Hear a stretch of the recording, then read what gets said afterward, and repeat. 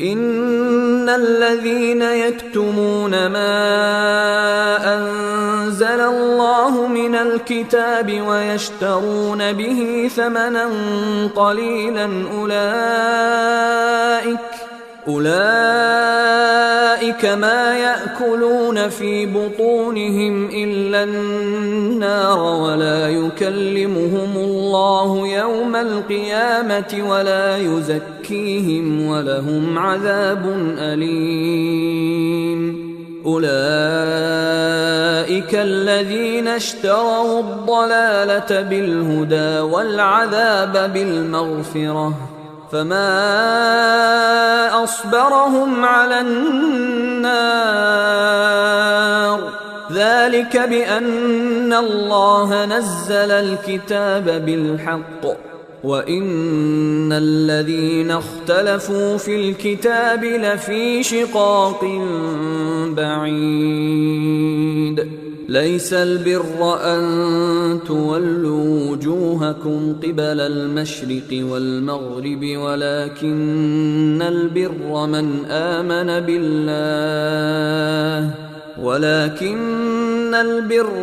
آمن بالله واليوم الآخر والملائكة والكتاب والنبيين وآتى المال على حبه ذوي القربى واليتامى والمساكين وابن السبيل والسائلين وفي الرقاب وأقام الصلاة وآتى الزكاة والموفون بعهدهم إذا عاهدوا والصابرين في البأساء والضراء وحين البأس أولئك الذين صدقوا وأولئك هم المتقون. يا أيها الذين آمنوا كتب عليكم القصاص في القتلى الحر بالحر والعبد بالعبد والأنثى بالأنثى فمن عفي له من أخيه شيء فاتباع بالمعروف وأداء إليه بإحسان ذلك تخفيف من ربكم ورحمة فمن اعتدى بعد ذلك فله عذاب أليم. ولكم في القصاص حياة يا أولي الألباب لعلكم تتقون. كتب عليكم إذا حضر أحدكم الموت إن ترك خيرا الوصية للوالدين والأقربين بالمعروف حقا على المتقين. فمن بدله بعدما سمعه فإنما إثمه على الذين يبدلونه إن الله سميع عليم. فمن خاف من موص جنفا أو إثما فأصلح بينهم فلا إثم عليه إن الله غفور رحيم. يا أيها الذين آمنوا كتب عليكم الصيام كما كتب على الذين من قبلكم لعلكم تتقون. أياما معدودات فمن كان منكم مريضا أو على سفر فعدة من أيام أخر وعلى الذين يطيقونه فدية طعام مسكين فمن تطوع خيرا فهو خير له وأن تصوموا خير لكم إن كنتم تعلمون. شهر رمضان الذي أنزل نزل فيه القرآن هدى للناس وبينات من الهدى والفرقان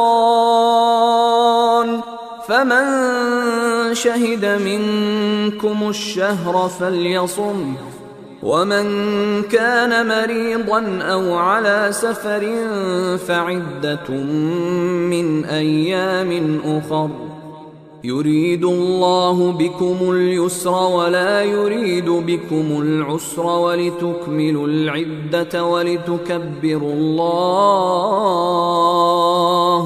ولتكبروا الله على ما هداكم ولعلكم تشكرون. وإذا سألك عبادي عني فإني قريب أجيب دعوة الداع إذا دعان فليستجيبوا لي وليؤمنوا بي لعلهم يرشدون. أحل لكم ليلة الصيام الرفث إلى نسائكم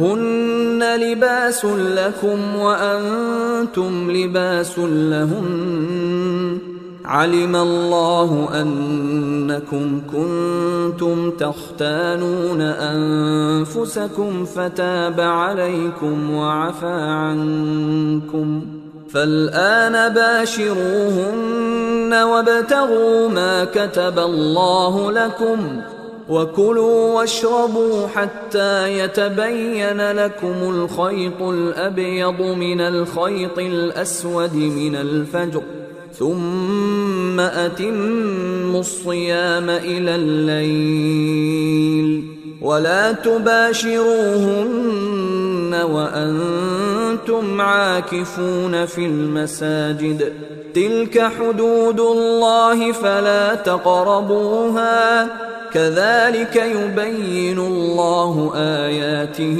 للناس لعلهم يتقون.